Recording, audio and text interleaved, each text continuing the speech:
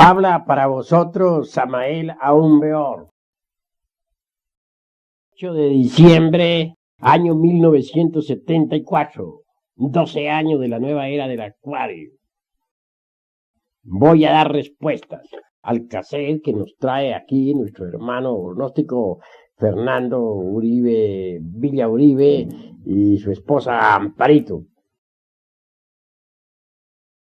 Empecemos pues. Daremos respuesta al hermano León Illich. Me pregunta con qué frecuencia se debe practicar el arcano AZF. Quiero decir en forma enfática que el trabajo en la novena esfera se realiza de acuerdo con el estado de salud de cada cual. Incuestionablemente la pausa magnética creadora es muy aconsejable.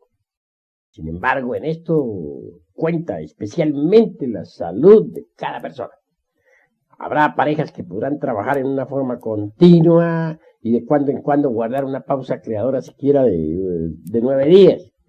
Habrán parejas que podrán guardar una pausa creadora por allá cada año de 40 días, si quieren guardar los 40 días de la, dijéramos, de abstención sexual. Eso es muy individual. La pausa creadora no es una obligación para nadie. Todo el mundo puede practicar, trabajar con el gran arcano durante el tiempo que quiera. Lo único que sí se necesita es que no repitan una práctica 2 veces diarias, porque eso es delito. La práctica se hace una vez y nada más, todos los días. Ahora, los que quieran guardar la pausa creadora, pues tanto mejor, guárdenla el tiempo que quieran. Eso depende del libre albedrío de cada uno. En eso no hay, dijéramos, una norma fija. Así hacen mal algunos hermanos en querer establecer normas fijas para esto. Cada uno es cada uno y cada cual tiene sus propias características de tipo psicológico. Eso es todo. Respondiendo a los hermanos gnósticos del santuario Garga Cuichines, se me pregunta sobre la involución, si es física o si es psíquica. Bien, es bueno saber que la involución es psíquica y física a la vez. Incuestionablemente, todo el que involuciona va pasando por procesos degenerativos en su cuerpo o cuerpos físicos a través de las edades. Por ejemplo, aquellos que abusan del sexo después de sucesivas existencias degeneran y entonces pueden nacer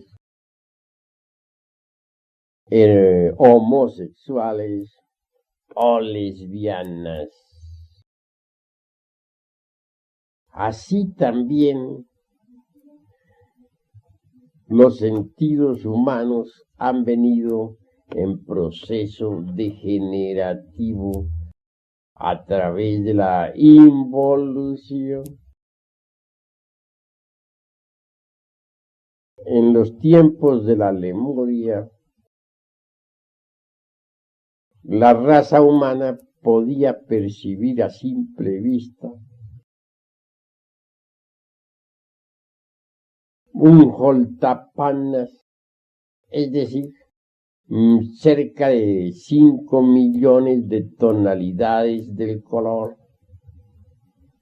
En la Atlántida esa capacidad de percepción disminuyó notablemente. Y después de la sumersión de este citado continente, se precipitó la involución del órgano de la vista hasta tal punto que ya apenas sí los seres humanos logran percibir las 7 tonalidades fundamentales y unas pocas más. El lenguaje, por ejemplo, en la época de la Lemuria era riquísimo. Cualquier ser humano podía usar y pronunciar correctamente 300 consonantes y 51 vocales. A través de los tiempos, la capacidad hablativa fue disminuyendo y hoy apenas sí se pueden usar letras del alfabeto.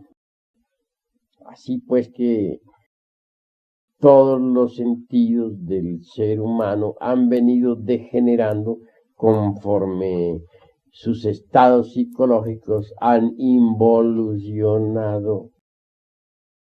Alguna vez dije algo sobre un rey muy famoso que conocí en la época hiperbórea. Dicho sujeto se precipitó por la senda de la involución. Por último, tomó un cuerpo físico de simio, orangután o chimpancé. Obviamente, este será su último cuerpo físico. Luego entrará en los mundos infiernos a involucionar dentro de las entrañas de la tierra. Algunos hermanitos se han confundido con esto del chimpancé. Yo no veo motivo para que se confundan. Téngase en cuenta que el chimpancé y en general todos los simios son sencillamente humanos degenerados. No hay nada pues de extraño en que aquel rey involucionante sea hoy un simple chimpancé, un humanoide, un simio que se encuentra en el umbral de los mundos infiernos. Claro, este es un karma muy especial para él. No quiero decir con esto que todos los que involucionan tengan que volverse en changos o chimpancés o simios o como se les quiera llamar. Este es un caso muy especial para él desde el punto de vista kármico. Se necesita cierta elasticidad de los hermanos en la mente para poder capturar, aprender estas cosas. Hasta aquí la explicación, pues. En todo caso, antes de continuar dando nuevas respuestas, diré que el citado chimpancé está en la 108 existencia. Quiero decir que la existencia de chimpancé o simio de aquel antiguo monarca corresponde hoy en día a su 108 vida. Creo que hasta aquí está bien explicado y los hermanos han entendido. Escucho otra pregunta relacionada con el factor morir y se me pide pues toda una conferencia. Tengo sin embargo que aclarar que en este cassette donde estamos contestando preguntas, una conferencia resultaría demasiado larga. Además, me parece que ya está bastante explicado el tema en libros como El misterio del áureo florecer, y también en esa última obra mía, o penúltima, para ser más claro, titulada Sí hay infierno, sí hay diablo, sí hay karma. Porque allí es que estudiar esas obras, y allí está toda la explicación. Ahora bien, lo importante, mis estimables hermanos, es autoobservarse uno a sí mismo para conocerse. Incuestionablemente el sentido de la autoobservación se halla atrofiado en la raza humana, pero conforme se vaya usando tal sentido, se irá desarrollando y así se va uno autoconociendo. Platicaba hace un rato durante la cena esta con nuestro hermano Villa y le decía que uno vive más en los mundos internos que en el mundo externo, porque nuestros pensamientos, emociones, anhelos, sentimientos, etcétera, etcétera, son invisibles a simple vista, son internos. También le estaba diciendo algo a él sobre el particular, aconsejándole el conocer sus propios mundos interiores.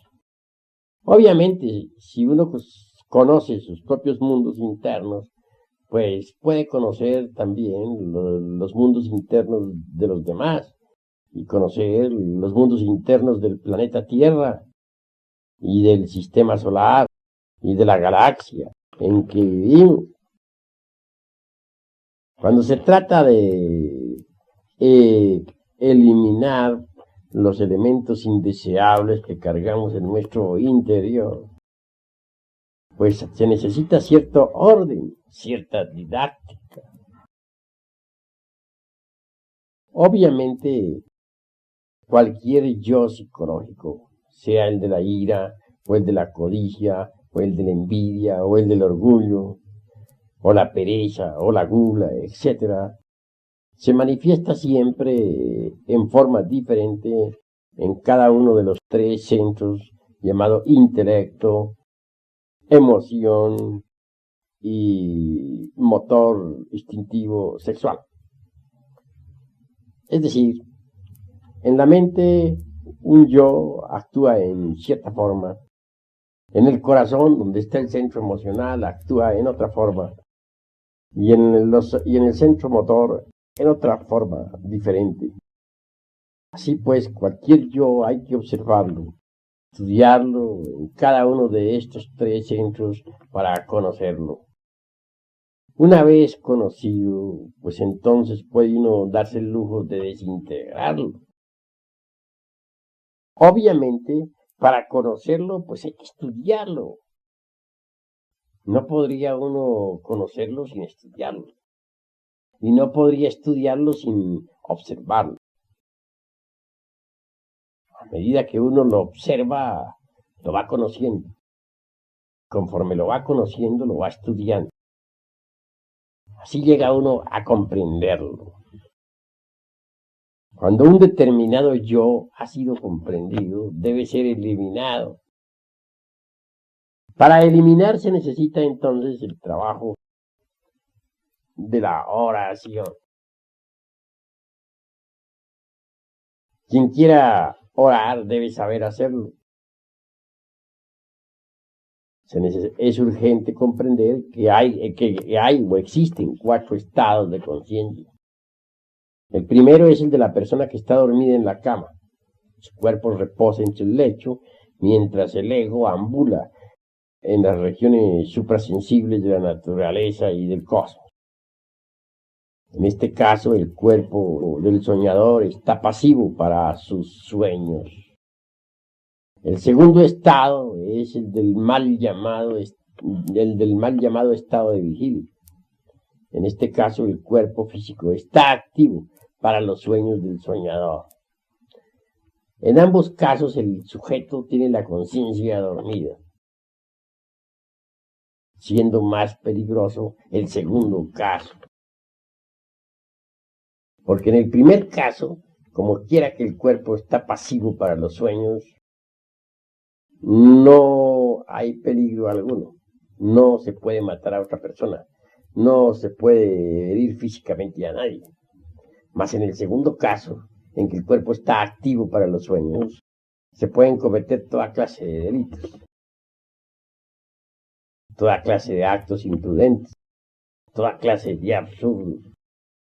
Así pues, el segundo estado del soñador es más peligroso que el primero. Existe un tercer estado de conciencia, que es el de la recordación de sí mismo. Cuando uno se acuerda de sí mismo, de su propio ser, toda la sucesión de pensamientos y emociones mecánicas queda detenida en suspenso. Entonces es cuando la oración tiene un gran poder. Quiero decir con esto y en forma enfática que hay que saber orar.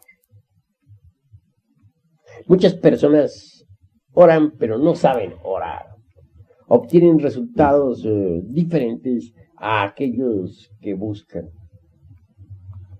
Por ejemplo, alguien está pidiendo porque llueva y sus yoes internos pueden estar orando, suplicando que no llueva. Y la naturaleza natural responderá a la oración y no lloverá. Alguien podrá estar pidiendo mejorar su situación política o económica, etcétera, y los yoes pueden estar pidiendo algo completamente diferente y la naturaleza responderá a esos yoes con los que ellos han solicitado. Así muchas veces obtenemos de nuestros ruegos cosas que no hemos pedido. Hay que saber orar. Cuando se quiere orar sabiamente, los tres centros intelectual, emocional y motor deben trabajar unidos, deben integrarse, deben unificarse para formular la oración. La oración bien formulada intelectualmente debe ser sentida con el corazón y puesta en acción, dijéramos, con el centro motor. En este caso el resultado será maravilloso. Pero para que la oración produzca sus efectos favorables y no desfavorables, tiene que hacerse desde un tercer estado de conciencia, que es el de la recordación de sí mismo, de su propio ser. Cuando uno ora desde el tercer estado de conciencia, obtiene respuesta satisfactoria a sus ruegos. La Madre Divina Kundalini Shakti es, dijéramos, una parte de nuestro propio ser, pero derivado. Quiere decir que ella es una parte derivada de nuestro real ser. Y si se le suplica como es debido, se obtendrá la respuesta. Entonces ella podrá desintegrar aquel yo que hemos estudiado, que hemos comprendido, que hemos conocido. Una vez desintegrado ese yo, aquella fracción de la esencia de la conciencia que estaba embutida, embotellada en ese yo, queda liberada. Así es como vamos nosotros liberando conciencia.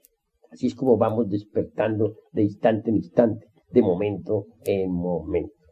Solo con la muerte adviene lo nuevo. Y esta explicación debe ampliarse cada vez más.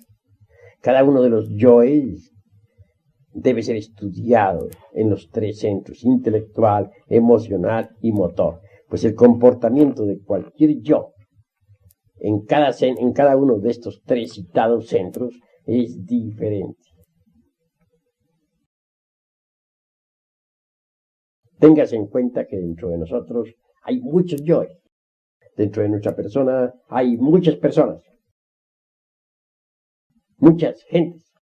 Y cada persona de esas que habita dentro de uno debe ser estudiada, debe ser conocida y debe ser desintegrada.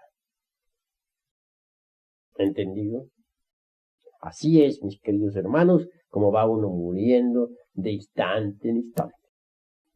En tanto no haya uno logrado la muerte radical del mí mismo, del sí mismo, no gozará de una completa iluminación.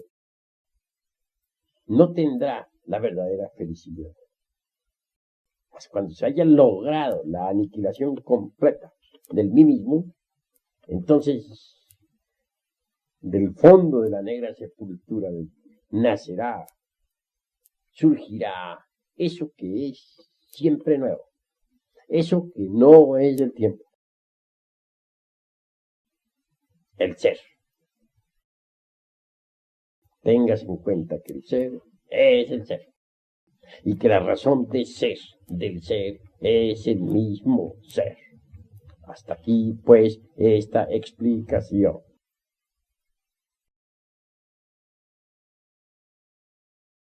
Se me piden técnicas para la meditación.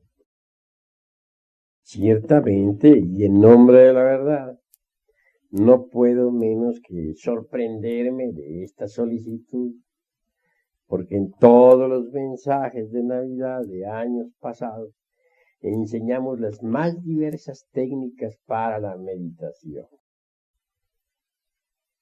Hay mensajes de Navidad seguidos de años atrás donde hemos venido explicando toda la ciencia de la meditación. En el misterio del áureo florecer enseñamos la meditación. Ahí está explicada con todos sus puntos y señales. Y antes de esa obra del misterio del áureo florecer, en los mensajes de Navidad de años anteriores, se vino enseñando detenidamente la meditación. Más aún, vinimos insistiendo demasiado, si se quiere, en la práctica de la meditación. Como eso está escrito, no considero necesario tener que repetirlo. Aquí, pues, en estos cassettes, me limito a contestar lo que no está escrito.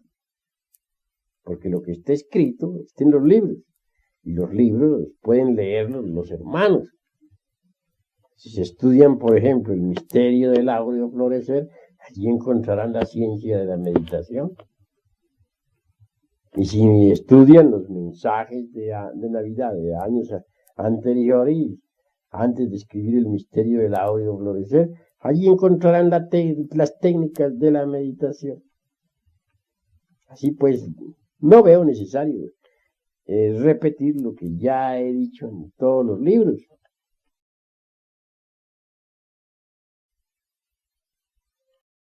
Hay otra pregunta que se me hace en relación con el escepticismo y cómo vencerlo.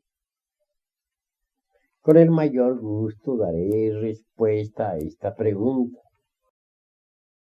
Ante todo, es necesario saber que la humanidad es mecanicista en un 100%. Y que por ende está gobernada por la luna. Cuando uno es capaz de detener la corriente de asociaciones mentales y emocionales, obviamente entra por el camino vertical de la vida.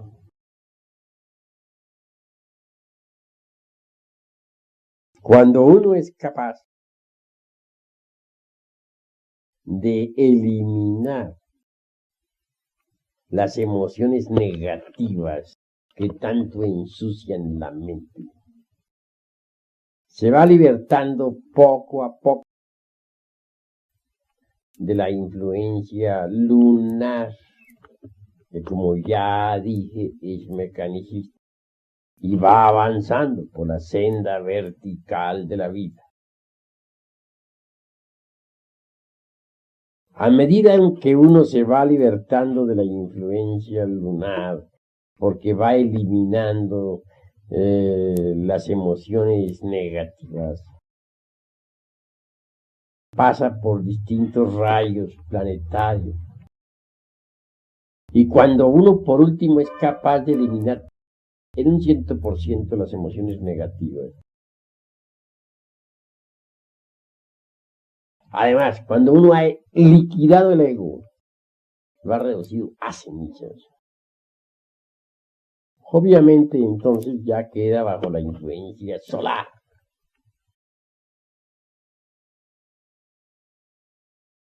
Aquel que se ha autorrealizado completamente. Obviamente posee eso que se llama inteligencia solar. El animal intelectual equivocadamente llamado hombre todavía no se ha asimilado la inteligencia solar. Necesita morir en sí mismo y crear los cuerpos existenciales superiores del ser para poder asimilarse la inteligencia solar. Solo cuando uno ya posee la inteligencia solar, el escepticismo ha sido eliminado, porque la fe pertenece a la inteligencia solar. La fe es un poder solar. En tanto uno tenga algo de lunar dentro de sí mismo, no podrá gozar de verdadera fe. El ego es lunar en un 100%. Y mientras el ego exista dentro de uno mismo, no podrá gozar de la verdadera fe, porque ella es solar. Cuando el ego ha muerto absolutamente, entonces la inteligencia solar es asimilada por uno absolutamente.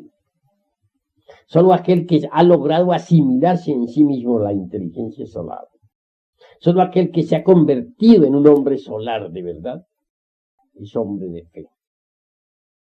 Antes no es posible la fe.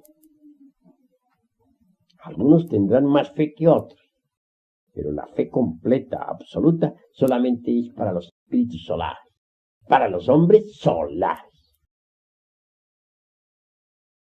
Así pues, que el escepticismo que la humanidad posee se debe al ego, al yo psicológico, y existirá en tanto el ego exista.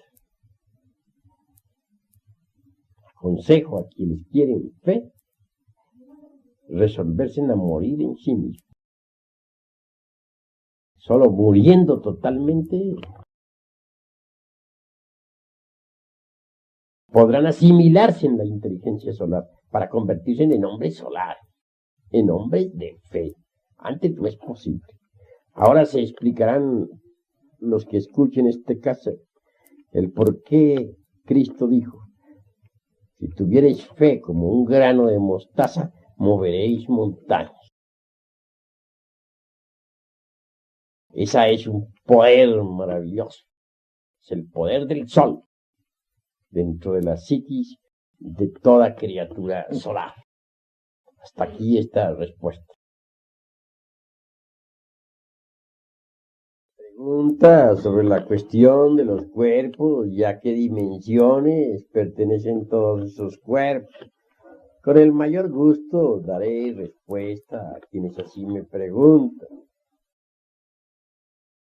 Ciertamente, el cuerpo físico, ya hemos dicho nosotros, que pertenece al mundo tridimensional de Euclides.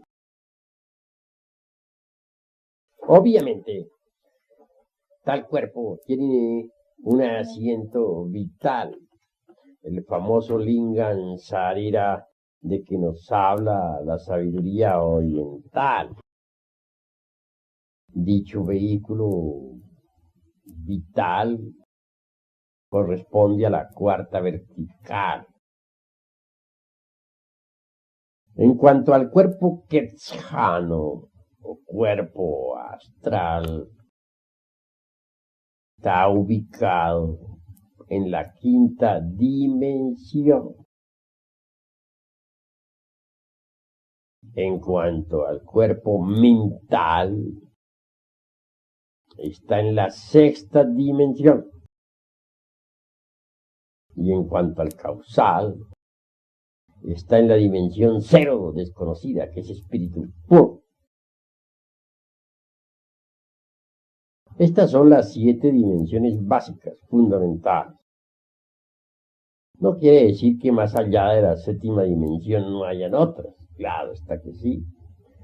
Pero estamos ubicándonos exactamente dentro del margen de la comprensión del humanoide a fin de que sea entendida esta explicación. No es difícil saber que el mundo físico tiene 3 dimensiones, ni es trabajoso comprender que el cuerpo vital pertenece a la cuarta vertical, ni que el astral pertenece a la quinta o el mental a la sexta. Tampoco es difícil comprender que el causal vive en la dimensión 7.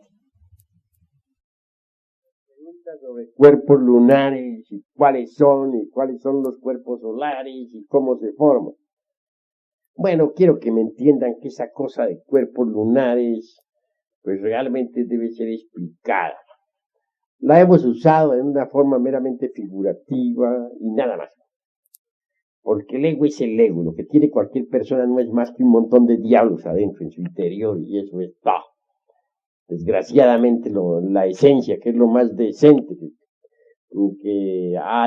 que poseemos, está embotellada, enfrascada, embutida entre ese montón de diablos que constituyen el ego.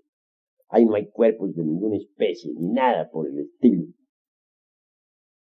Que dijéramos, el demonio del deseo se parezca al cuerpo, a un cuerpo, digamos, lunar, es un parecido meramente figurativo, porque hay varios demonios del deseo. Que el demonio de la mente se parezca a tal o cual cuerpo mental, es un parecido, porque realmente son muchos los demonios de la mente que hay. Así pues que el ser humano, el animal intelectual equivocadamente llamado hombre, no posee cuerpos lunares de ningún tipo. Se les llama así lunares a los 3 traidores especialmente, pero es una forma de hablar meramente simbólica o figurativa, con el objeto de hacer más comprensible a la psiquis. Pero realmente el humanoide no tiene cuerpos de ninguna especie. Tiene que crearlo y eso es diferente. Hay que fabricar los cuerpos existenciales superiores del ser, cueste lo que cueste. El cuerpo quetzano, por ejemplo, está gobernado por 24 leyes y hay que crearlo, se las trae. Hay que fabricarlo, porque nadie lo tiene. Nadie nace con un cuerpo astral, a menos que sea un bodhisattva. En cuanto al mental, es otro vehículo que hay que crear, el cuerpo de la razón objetiva. Son muy pocos los que lo poseen, a excepción de los bodhisattvas. Y en cuanto al cuerpo de la voluntad consciente, también hay que fabricarlo. Ese cuerpo no lo tiene la gente. Hay que hacerlo. ¿Cómo se hacen estos cuerpos? A base de transmutación sexual. Y eso es todo. Bien sabemos nosotros que el alma metálica del esperma es el mercurio de la filosofía secreta. Eso es obvio. Si nosotros transmutamos el esperma, obtendremos mercurio. Y ese mercurio cristalizando se convertirá en el astral. Pero para que cristalice ese mercurio en la forma del cuerpo astral, debe ser fecundado por el azufre, es decir, por el fuego. En cuanto al mental, también se fabrica con puro mercurio, que no es más que el alma metálica del esperma, el alma metálica de las secreciones sexuales, que debe ser fecundado por el azufre para que cristalice en ese maravilloso cuerpo de la mente o razón objetiva. Y en cuanto al cuerpo de la voluntad consciente, pues hay que fabricarlo en la misma forma, con mercurio. Una vez creado esos vehículos, puede uno darse el lujo de encarnar su alma humana, es decir, de convertirse en hombre verdadero. Antes de eso, uno no es hombre. Antes de eso, uno es un animal intelectual, un mamífero racional, no un hombre. Si colocamos un hombre frente a un mamífero racional, se parecen físicamente, pero si los observamos en su conducta, su forma de ser, claro, vemos que son completamente diferentes, porque el hombre es muy distinto a la bestia, es absolutamente diferente. Sucede que cuando nace un animal inferior, un caballo, un burro, un gato, un perro, nacen completos. Pero en el animal intelectual hay algo diferente, nace incompleto. La naturaleza lo crea hasta cierto punto. y lo deja con posibilidades de seguirse desarrollando si así lo quiere. Es un animal muy especial. En las glándulas sexuales de esa bestia racional están las simientes o gérmenes que debidamente tratados pueden hacer de uno un hombre. Pero esas posibilidades también pueden perderse. Y es normal que se pierdan. Lo raro es que se desarrolle. Cuando se desarrolla, nace un hombre solar, un hombre verdadero.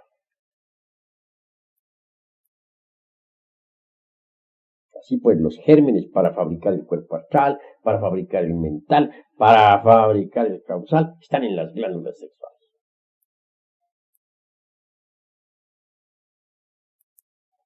El animal intelectual ofrece magníficas posibilidades, porque puede formarse dentro de él un hombre.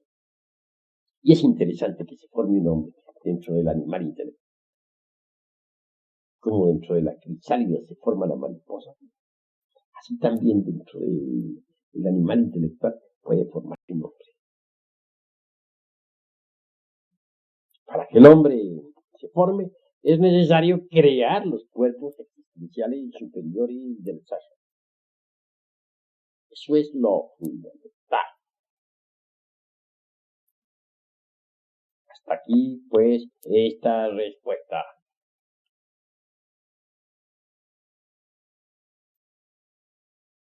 Se me pregunta, ¿cuál es la causón de la existencia?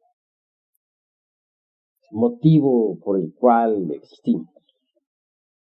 Claro está, que daremos respuesta a esta pregunta, o a estas preguntas.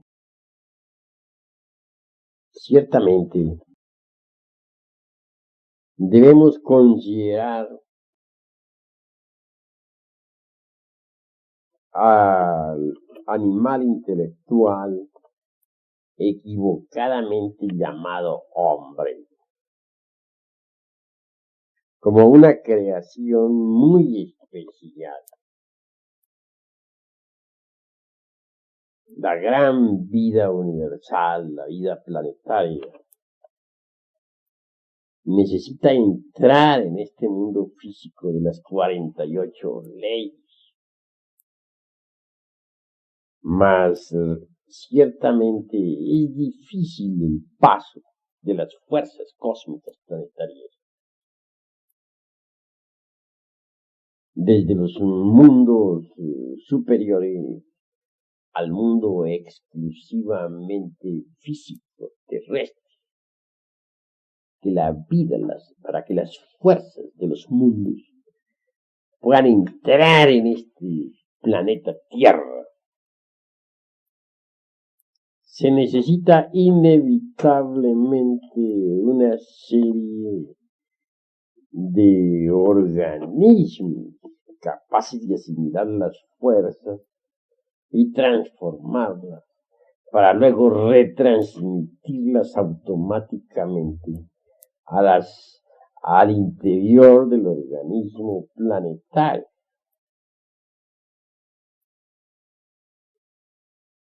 Debido a esto, sobre la corteza geológica de nuestro mundo, o en la corteza geológica de nuestra Tierra, para ser más claro, existe la vida orgánica. El humanoide, o la raza humana en su conjunto, es con relación al planeta Tierra lo que el hígado en relación con el organismo humano. Me atrevería a pensar que la raza humana es el hígado del planeta Tierra. Asimila las fuerzas planetarias, las digiere y luego las retransmite a las entrañas de la Tierra. Por eso existe la raza humana. No quiero decir que las otras plantas y los otros reinos de la naturaleza no tengan el mismo objetivo. Claro que En general, toda la vida orgánica que existe sobre la epidermis de la Tierra tiene ese objetivo. Hay plantas que asimilan determinadas fuerzas de la misma Tierra para retransmitirlas transformadas a la misma Tierra. Hay plantas que asimilan las fuerzas del Sol para asimilarlas y luego transformarlas y retransmitirlas al interior de las capas de la Tierra. Y hay plantas que asimilan las fuerzas de todo este megalocosmos, de todo este infinito perceptible por los telescopios, para transformarlas y retransmitirlas a las capas anteriores de la Tierra. En el reino animal, ninguna criatura está de más. Algunas criaturas asimilan determinadas fuerzas, otras, aquellas fuerzas más sutiles, otras fuerzas menos sutiles, en fin, todas las criaturas, hasta los insectos más insignificantes, son indispensables para asimilar y transformar y luego retransmitir energías al interior de la Tierra. La economía de la Tierra se sostiene gracias a la vida orgánica. Esta gran mole en que vivimos, este enorme planeta, moriría radicalmente si no existiera la vida orgánica. Existe debido a la vida orgánica. Más especificando un poco, el humanoide resulta interesante. Es el hígado mismo del planeta Tierra. Existe por conveniencia económica para la Tierra.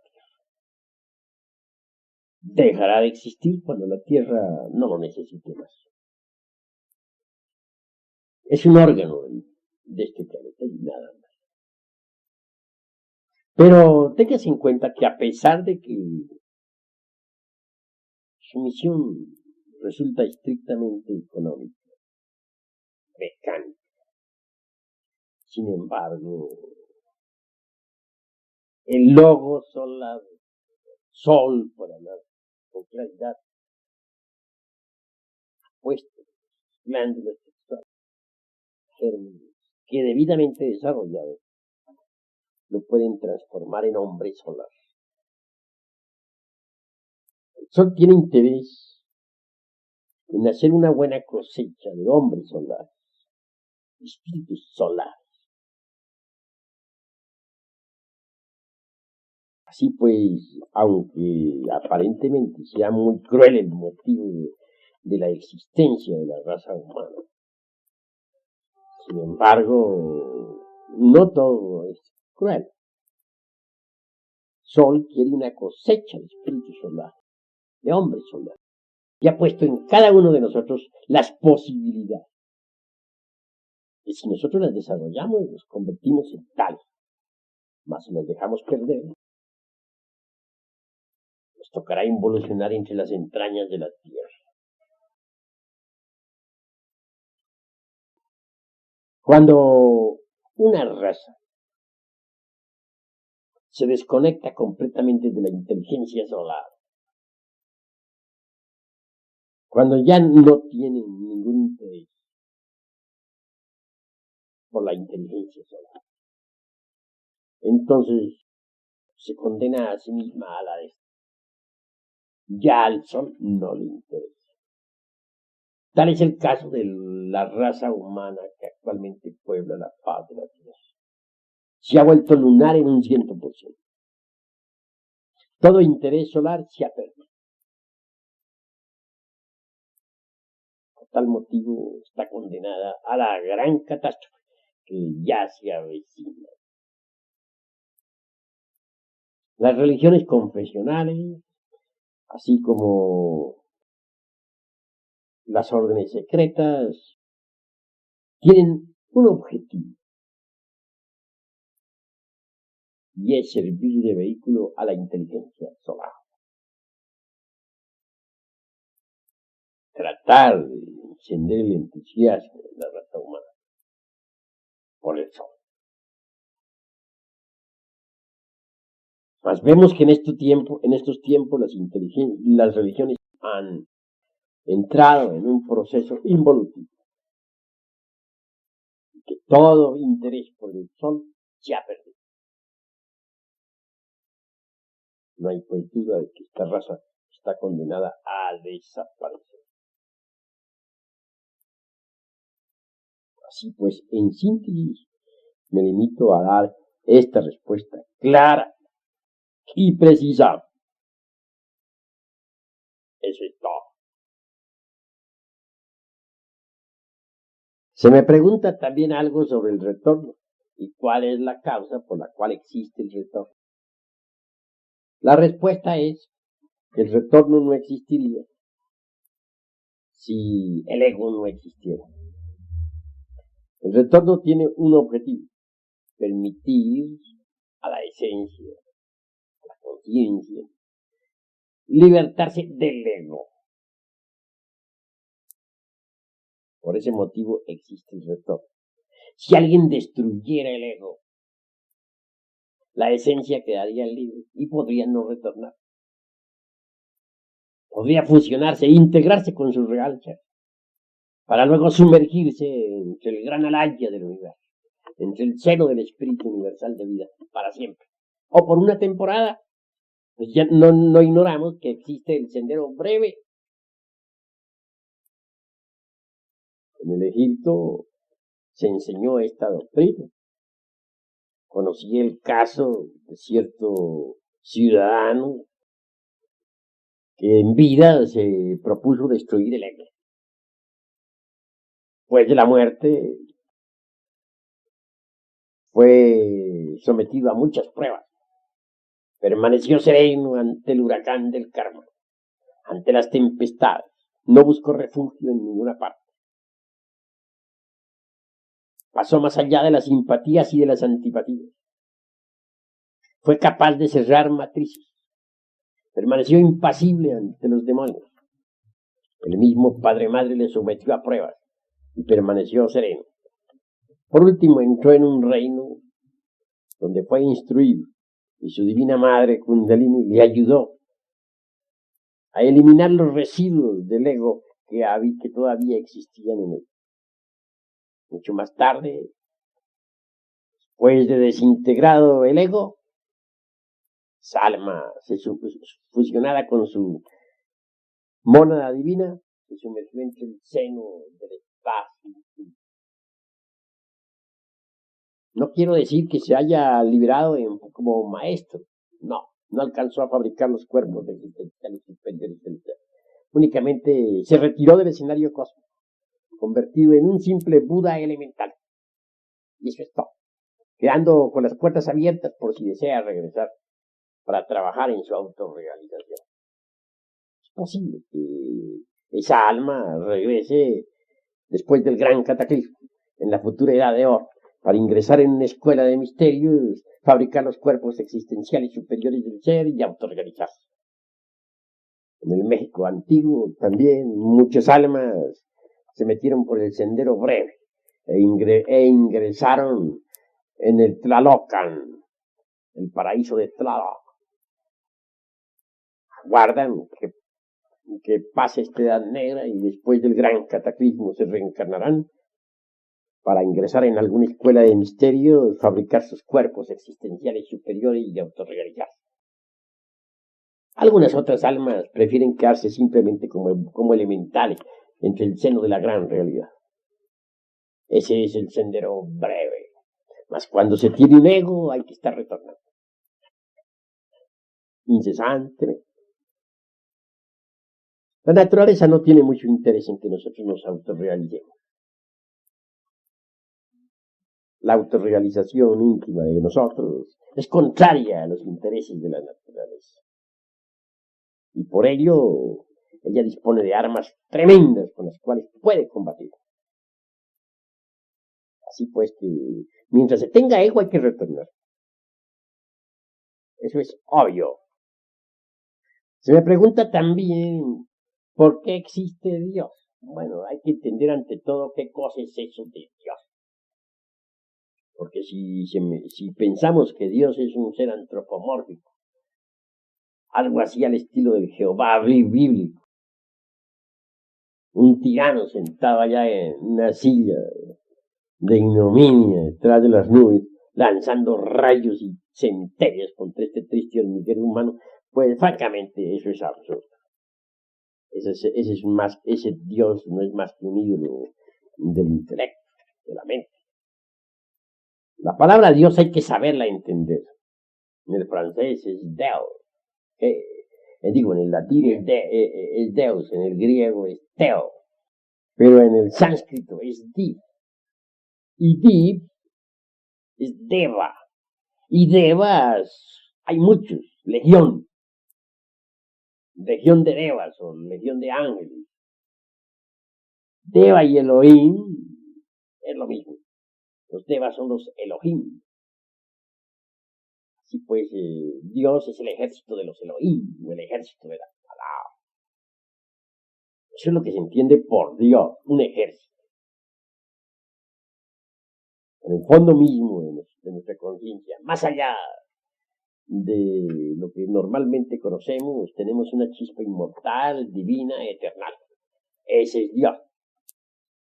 Cuando tal chispa se autorrealice, cuando llegue a la maestría, ingresará en ese ejército de la palabra. Ese es Dios. Pero si me hablan de un Dios allá sentado en un trono de ignominia, lanzando rayos y centellas contra este triste hormiguero humano, eso no es Dios, eso es un ídolo. Distíngase pues entre lo que es la divinidad y lo que es la idolatría, que son diferentes. Pensemos en Dios como en un ejército. Y nosotros podemos entrar en ese ejército si nos autorrealizamos. El ejército del verbo, el ejército de la palabra, el ejército de los creadores o de los cosmocreadores, el ejército de los Elohim. Y a propósito, no está de más recordar a los hermanos que la palabra Elohim es femenina con un plural masculino y significa diosas y dioses. Así está en hebreo. De manera que una religión sin diosas está a mitad del camino del ateísmo materialista, porque se le ha quitado la mitad de la divinidad que es femenina. Toda verdadera religión tiene que tener diosas y dioses. Elohim, pues, bien entendido, es diosas y dioses. Y el ejército de diosas y dioses es lo que forma, es eso que se llama Dios. Si se pregunta por qué existe, la palabra existir resulta muy accidental. Mas si se me pregunta por qué es, ya cambia todo. Porque hay que distinguir entre existir y ser. El Elohim que cada cual lleva en su interior, aunque no lo tenga encarnado, porque ni remotamente está preparado para encarnarlo. Sin embargo, está más allá de la existencia. Es el ser. Es. Una cosa es ser y otra cosa es existir. Dios es lo que siempre ha sido y lo que siempre será. Está más allá de los accidentes de la existencia. Aconsejo a los que escuchen este casete que se estudien a fondo el capítulo titulado Antropología Gnóstica. En mi libro La Doctrina Secreta de Anáhuac, que en estos momentos está saliendo de imprenta. Ahí encontrarán una respuesta concreta, amplia, exacta a su pregunta. No está de más ampliar la respuesta que he dado en este cassette en relación con la existencia de Dios. Moisés le rindió culto a aquella deidad que se llama Elohim. Elohim. Distíngase entre Elohim y Elohim. Elohim es el eterno Padre cósmico común, el uniexistente, la infinitud que todo lo sustenta, el omnimisericordia, misericordioso, el omnipresente. No tiene figura ni se puede burlar, no tiene forma. Es lo que siempre ha sido, lo que siempre será. Es el espacio abstracto, absoluto, incondicional y eterno. La divinidad incognoscible y sin nombre, ante la cual se arrodilla el ejército de la gran palabra. El eterno Padre cósmico común es uno con el espacio abstracto, absoluto, sin límites, incondicional y eterno. Podemos nosotros recibir mensajes de los dioses santos. Hemos escuchado la palabra de los divinos, pero la seidad incognoscible está más allá de los dioses. Todos se arrodillan ante Elohim, Sat, el inmanifestado. Algo se me pregunta sobre la vida privada del gran Kabir Jesús. Ciertamente no me explico cómo se quiere saber, o el derecho que asiste a algunos hermanos, como para investigar la vida ajena. Sin embargo, con el mayor placer daré respuesta con 4 palabras, con unas pocas palabras sencillas. Lo que nos debe interesar a nosotros es, ante todo, saber qué cosa es Jesús. Existe el Jesús histórico, el gran Kabir, que enseñó la doctrina, pero a nosotros nos debe interesar, sobre todo, conocernos a sí mismos, conocer a nuestro propio Jesús, Jesucristo particular. Ese Jesús, ese niño de oro de la alquimia sexual que carga la divina madre Kundalini en sus brazos, es lo que nos interesa.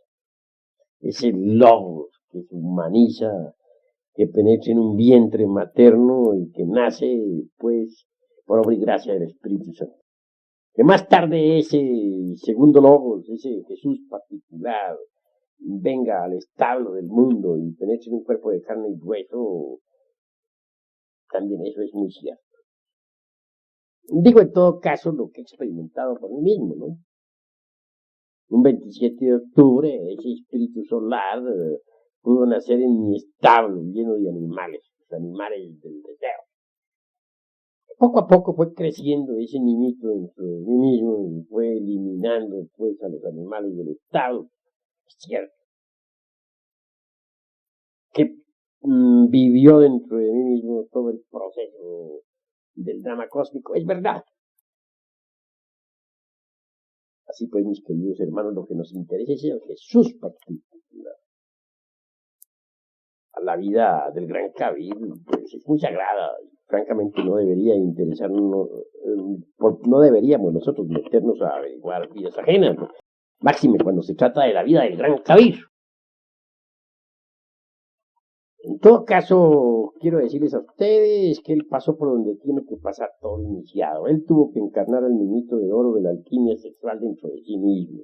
Él tuvo que trabajar con su sacerdotisa. El niñito fue creciendo y creciendo y viviendo todo el drama cósmico dentro de sí mismo hasta que pasó por la muerte y la resurrección. Lo último que hace el Cristo íntimo dentro del corazón de un hombre es matar a la muerte, para que entonces resucite los principios anímicos y espirituales en el Cristo íntimo. El Cristo con su muerte mata a la muerte.